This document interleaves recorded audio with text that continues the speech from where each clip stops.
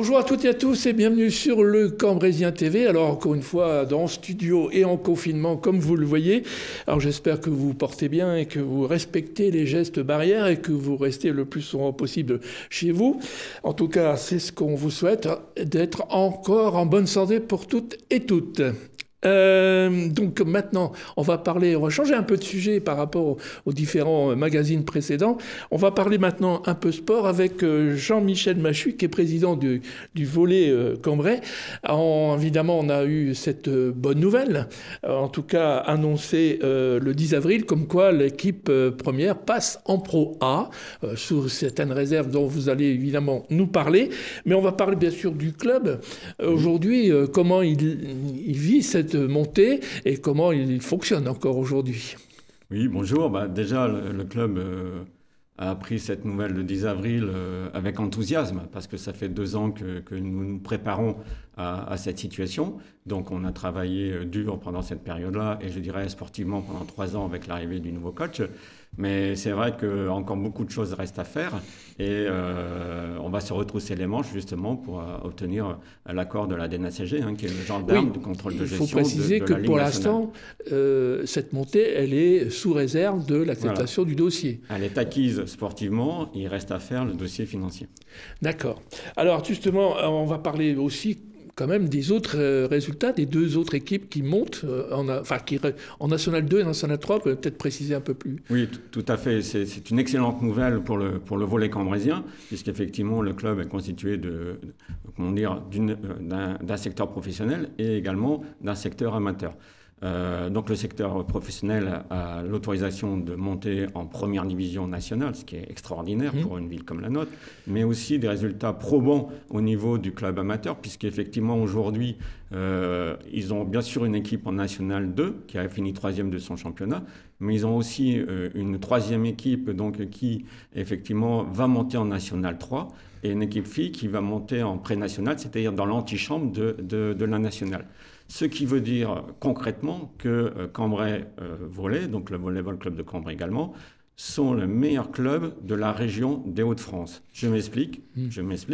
C'est que vous avez effectivement aujourd'hui le club phare de la région avec l'île métropole, c'est Tourcoing, TLM qu'on surnomme, qui était effectivement le club phare, et Cambrai vient de le dépasser avec 3 équipes en national, alors que TLM a 2 équipes en national. Sacrée émulation, donc, oui, à l'intérieur même du club. Ça prouve aussi que les éducateurs sportifs de la ville, les coachs qui sont diplômés à ce niveau-là, font un travail exceptionnel, des petits aux plus grands, et c'est une grande satisfaction pour notre club et pour la ville. Alors maintenant, parlons quand même de cette équipe pro. Alors aujourd'hui, je suppose qu'elle est repartie, qu'elle devient, un peu plus s'entraîner. Donc. Oui, on a vécu vraiment une période incroyable, vraiment stressante déjà. Il faut savoir que Cambrai Volley, c'est 12 joueurs, donc 5 étrangers. Et la priorité, c'était effectivement la santé de nos joueurs. Bien sûr. Donc le vendredi 13 mars, c'est gravé dans ma mémoire, nous apprenions que le championnat était suspendu. Donc dans un premier temps, j'ai voulu réunir au gymnase Van Poel avec Yann Flaou, directeur des services des sports, et Frédéric Eschmuller, nos joueurs avec le coach, nos staffs techniques, pour leur dire effectivement que le championnat était suspendu, mais qu'ils pouvaient, à partir de lundi, puisque les écoles étaient fermées, reprendre les entraînements à huis clos dans un premier temps. Sauf que le dimanche, tout s'est accéléré. Et voilà, il y a eu le confinement. Il y a eu le confinement, les écoles fermées, etc. Et donc, les gymnases fermés également. Et certains joueurs ont paniqué. Déjà, ils m'ont demandé s'ils pouvaient repartir chez eux. Bon, j'ai patienté une demi-journée pour voir un peu comment ça se passait. Et dès le lundi, nous avons 2 joueurs qui sont européens, qui étaient des Polonais, qui sont repartis chez eux, en passant par la Belgique parce que la frontière allemande était fermée. Et donc, ces joueurs-là sont restés 30 heures bloqués à la frontière polonaise, alors qu'ils sont polonais, quoi. Je comprends parce que j'ai vécu un peu ça. D'accord. Et donc c'est très, très difficile parce que je suis responsable de ces joueurs-là et mon comité également. Et on voulait qu'ils repartent chez eux dans de bonnes conditions. Après, ça a été le tour du Monténégrin qui a pris un avion à Roissy. Je vous dis pas, donc il y avait pratiquement personne dans l'avion avec des masques, je dirais. Tant mieux pour lui. Hein. Oui, mais bon, il est marié, sa petite fille est née à Cambrai, donc c'est une famille qui était cambraisienne maintenant, et ça faisait 4 ans qu'il était chez nous. Ensuite, ça a été l'Américain qui a pu trouver effectivement un avion pour New York, et vous voyez la crise sanitaire à New York, donc il a été confiné à 100 km de New York, donc c'est très compliqué, et en fait il restait l'Ukrainien qui lui, ne pouvait pas bouger, parce que la frontière ukrainienne était fermée, et qui effectivement a pu prendre un avion après à partir de la Biélorussie, vous voyez, donc c'est tout un cheminement spectaculaire. Bref, vous avez vécu ça dans un stress permanent, quoi. Complètement. Bon, aujourd'hui, ils sont tous repartis, ils sont en bonne santé, tout va bien? Voilà, on a de bons retours, on a vu des photos de leur part, voilà, c'est passé. Alors, est-ce que justement, comment vous préparez donc cette future saison, hein? Il y a toujours cette réserve, effectivement, que le dossier financier de la DNACG, si je dis bien, vous soit favorable? Oui, alors c'est quelque chose aujourd'hui sur l'aspect administratif et financier qui est très important, qu'il ne faut pas négliger, parce qu'effectivement, comme vous le dites, la DNACG peut effectivement refuser notre dossier. Et ça, je pense que la décision devrait tomber au mieux pas fin mai, parce qu'avec la crise sanitaire, tout est décalé. Je pense que début juin, on aura cette réponse. Nous avons un dossier financier à déposer également, très lourd, et également aussi des contraintes techniques sur, par exemple, le gymnase Vanpool. Il va falloir aussi adapter aux conséquences de la première division française, donc de la Ligue A. Avec les télévisions, je suppose. Voilà. Aujourd'hui, on est sûr qu'il y aura un minimum un match retransmis au niveau national par les chaînes sport ou autres à Cambrai. C'est tous les clubs. Bonne nouvelle pour Cambrai. Hein. Voilà, c'est une très bonne nouvelle, mais ça ne s'arrête pas là. On a localement aussi France 3 et RMC Sport qui sont locales basées à Lille, qui vont venir, ils m'ont déjà contacté. Il y a un engouement total. Et quand on voit aussi aujourd'hui arriver à un derby, 2 équipes en première division sur 14 dans les Hauts-de-France, ça crée beaucoup. Il y a grande chance que nous aussi on y aille. Hein. Oui, bien sûr. Alors donc on doit adapter l'infrastructure technique pour effectivement recevoir les médias, recevoir que ce soit Mac+, et j'espère que quand vous verrez. Le derby, ce serait bien. Voilà. Et donc, mais aussi tous les autres, ça va faire beaucoup de monde, quoi. Ça fait beaucoup de choses à mettre en place. Alors, donc, ce recrutement, il est en cours, mais comment il travaille, votre entraîneur, là? Mon entraîneur travaille jour et nuit, donc je veux lui tirer un coup de chapeau parce que c'est très compliqué pour lui, effectivement. Aujourd'hui, la Ligue A a quasiment recruté tous ses postes, donc les équipes qui sont habituées dès décembre, janvier, ils attaquent leur recrutement. Donc nous, on a un peu, un train de retard par rapport à eux, mais n'empêche que, comme je l'ai dit tout à l'heure, ça faisait 2 ans qu'on se préparait à ça. Donc il y a certaines pistes qui sont probables, mais aussi le budget n'est plus le même. Et donc nous, on doit rechercher le meilleur compromis, c'est-à-dire avoir un joueur technique sportif de très haut niveau, mais qui ne soit pas trop cher pour notre bourse cambraisienne. Petit club, petit moyen, voilà. Donc il faut être raisonnable. Oui, moi c'est pas petit club, petit moyen, non, c'est qu'aujourd'hui... vous serez sans doute le plus petit club de la Pro A aujourd'hui, non ? Oui, mais bon, encore une fois, c'est un exploit que l'on va réaliser, mais aujourd'hui, il faut savoir que 90% des joueurs ont un agent de joueur. Et donc, il faut passer par eux. Donc, c'est la première étape, la première négociation. Après, il faut les inviter à venir chez nous, à Cambrai. Donc, nous, on partira, c'est sûr, sur 40 à 50% de nos joueurs actuels. C'est-à-dire qu'on va garder nos cadres, on espère les garder, la base, pour justement compléter avec des joueurs plus puissants, plus forts. C'est l'objectif. Pas facile à réaliser, mais c'est l'objectif. L'avenir, la saison prochaine, c'est quoi l'ambition déjà ? Le maintien ? Oui, ça sera... Bon, vous savez, Gabriel Donis, qui est notre coach, a un parcours exceptionnel. Il faut savoir qu'il a été déjà entraîneur de Ligue A à Cannes, localement à Saint-Quentin et à Dunkerque en Pro A. Dernièrement, il est allé aussi à Beauvais et il a terminé ici en Pro A à Nancy. Donc, À Nancy, ça s'est mal Votre club passé. concurrent. Voilà, donc il y avait pour ça qu'on a gagné chez eux. Je pense qu'il y avait des revanches à prendre. Mais si vous voulez, il y a cette expérience professionnelle du très haut niveau. Donc ça, c'est déjà un premier gage. C'est un nordiste. Hein, il est de Dunkerque, né à Bergue. Voilà, donc c'est quelqu'un qui nous comprend bien, avec qui je m'entends bien depuis 4 ans maintenant. Puis il a à cœur de bien développer le avec les jeunes et tout. Voilà, c'est ça. Voilà, il est bien investi avec les jeunes. On l'a rencontré plusieurs fois et on l'a bien senti ça. Voilà. Alors, on va maintenant parler quand même de budget. Le budget prochain, aujourd'hui, il est de combien déjà ?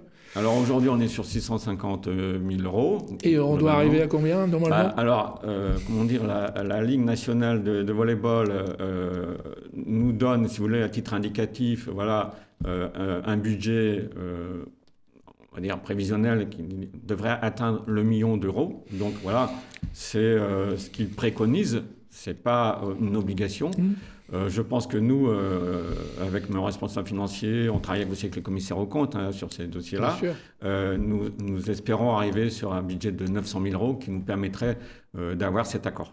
Donc, alors, comment vous allez y arriver ? Vous avez des partenaires, aujourd'hui ça fonctionne bien, on le voit toute l'année, mais je suppose que vous allez relancer un peu tout ça. Toute la machine, y compris les collectivités, je suppose. Voilà, c'est la très bonne question du jour, si je peux me permettre.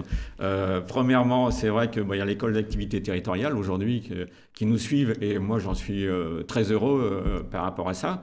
Comme je vous dis, ça fait 2-3 mois qu'on travaille dessus. Il faut savoir que dans les collectivités territoriales, nous retrouvons la région des Hauts-de-France qui va doubler sa subvention d'une division à une autre. C'est énorme. Vous avez le département qui, lui, va tripler sa subvention. Donc, c'est énorme aussi à ce niveau-là. Et je dirais c'est quelque chose de normal par rapport au TLM qui est dans la même division, quoi. Vous avez la communauté d'agglo qui nous suit, effectivement, et qui avait augmenté légèrement sa subvention l'an passé. Et il y a un maintien de la communauté d'agglo de Cambrai parce que on va être un acteur économique, on en parlera peut-être après, mais ça aussi, ça va être très important. Et le soutien de M. Villain, qui est le maire de Cambrai, qui aujourd'hui nous assure de son soutien par rapport à tout ça. Donc c'est de très bonnes nouvelles et de très bon augure pour que effectivement le club essaye d'atteindre cet objectif financier, au-delà aussi des contraintes techniques que j'évoquais tout à l'heure. Alors, partenaires privés, évidemment, c'est très important. Oui. Je pense que vous voulez en parler. Voilà, alors les partenaires privés aujourd'hui, et d'ailleurs c'est une date vraiment symbolique qu'on se rencontre aujourd'hui. Partenaires privés, si vous voulez, encore une fois, on était dans une dynamique positive. Au gymnase Vanpoul, c'était plein à craquer les matchs de cette année. On recevait des soirées VIP à l'étage où on pouvait mettre 120 personnes, voilà, c'était à chaque fois rempli, chaque match était acheté. Et on arrivait à obtenir 4 à 5 nouveaux partenaires par semaine. Il y avait cet engouement populaire. On était premier du championnat dans un contexte très festif. Oui, il y avait une émulation, on le sentait bien. Il y avait une émulation, donc cet engouement était là. Et aujourd'hui, nous avions recensé quasiment 150 partenaires au club. Petits ou gros, il y avait 150 partenaires que l'on a invités aujourd'hui, le 23 avril, normalement, avec la venue de l'entraîneur national Laurent Tilly, qui était qualifié pour les Jeux Olympiques, qui ont été reportés aussi à 2021. Mais c'était le lancement de notre club entreprise. Nous avions à cœur depuis 1 an ou 2 de lancer ce club entreprise. Encore une fois, être facilitateur, comment dire, acteur économique, mais aussi d'échanger avec certains. Et on pourra en parler aussi sur ce sujet-là actuellement avec la crise sanitaire.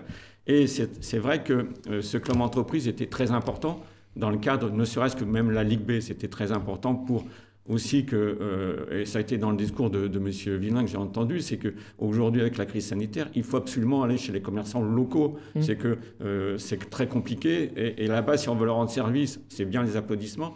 Et c'est bien pour nos services de santé, évidemment. Mais c'est aussi d'aller chez les commerçants. Et Christophe Carnier, que je le connais bien, qui vient justement, qui sera peut-être interviewé, mais qui a été interviewé aussi, fait partie de mon comité directeur du Cambrai Volley, est le premier qui, effectivement, préconise ça aussi. Donc, on est sur la même longueur. Et je peux vous dire que on le fait régulièrement déjà à toutes nos rencontres de championnat.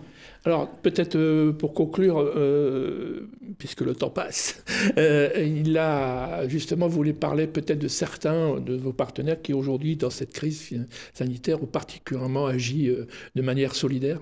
Oui, voilà, c'est-à-dire que nous, je le disais, on a un rôle de facilitateur entre partenaires, et c'est vrai que notre plus gros partenaire aujourd'hui, effectivement, était à la recherche de gel et de masques, et on les a mis en relation. Bon, Tradilinge, la société Tradilinge qui aujourd'hui, réalise des masques, mais aussi Miasman, hein, qui réalise ce type de masques. Moi, mon rôle, c'est de mettre en relation. Après, voilà, ça s'arrête. Il y a des marchés, il n'y a pas de marché, je peux pas intervenir. Mais aussi SOS 24, qui nous suit depuis 15 ans dans ce club. Donc, il y a des possibilités de vendre du gel hydroalcoolique. Et donc, à partir de là, c'est très important de mettre... Ce sont des exemples, mais j'en ai plein d'autres, si vous voulez, par rapport à ça. Pas tous les citer. Voilà. Non. Mais en tout cas, on sent bien que toute cette équipe de partenaires privés vous suit, mais vous les permettez aussi de pouvoir s'exprimer à travers la ville et la communauté d'agglo. Oui, c'est exactement ça, parce que ça n'a pas de sens. Moi, je dois donner du sens aussi à mon projet. Facilitateur, c'est bien, mais aussi cette dynamique économique est très importante. On va être tous, j'espère, à très court terme, déconfinés. Donc, on sent très bien le poids que ça pèse d'être confiné chez soi. Et c'est vrai que j'espère que le dernier trimestre 2020 permettra aux gens de venir dans des conditions, bien sûr, acceptables et sanitaires, de venir voir les matchs. Mais ça va être de la folie, parce que ça va être compliqué. Ça va être compliqué. Donc, comment on va gérer ça aujourd'hui? J'ai parlé des équipements techniques tout à l'heure. On va mettre ça en place, bien sûr, avec les services de la ville. Peut-être que le championnat sera aussi décalé un peu. Moi, je ne maîtrise pas tout ça. Mais si, effectivement, Cambrai arrivait en Liga, ça va faire du bruit. Des journaux locaux, l'équipe m'ont déjà interviewé. Plein de journaux nationaux m'ont déjà interviewé. Et donc, c'est mettre de la lumière là où on a besoin aussi, c'est-à-dire à travers... Vous savez que quand c'est une équipe professionnelle qui vient à Cambrai, voilà, on remplit nos hôtels, hein, bien sûr, mais c'est à peu près 10 à 12 personnes qui viennent. Là, en Ligue A, ça va être entre 18 et 20 personnes. Je veux dire, le groupement de sportifs d'une ville, que ce soit Toulouse, Cannes, vous voyez, c'est vraiment là, c'est des structures beaucoup plus lourdes. Et donc, ça va favoriser nos hôtels, nos restaurants, hein, métier de bouche, voilà. Voilà, vous avez défini le mot partenaire, donc partenariat, c'est quand même un beau nom, ce nom de partenaire. Je pense que c'est un partage, en fait. Voilà.